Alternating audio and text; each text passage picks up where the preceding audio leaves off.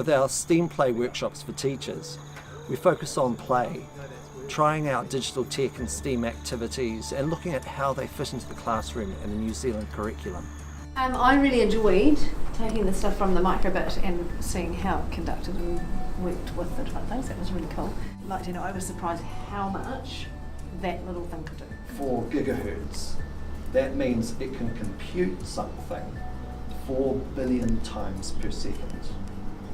And curious, to see how this will work and see what we can do with it and where we can take it. And mixing it with all the art and the science, technology. So you could actually draw, if you like a physical, draw a heart on here on one, have another painting. Will open up their eyes to what technology actually is, that it's not always just sitting in front of a computer. My name's Geoff Bentley. I've been working in the IT industry for about 20 years and I'm passionate about education, digital technology and the arts.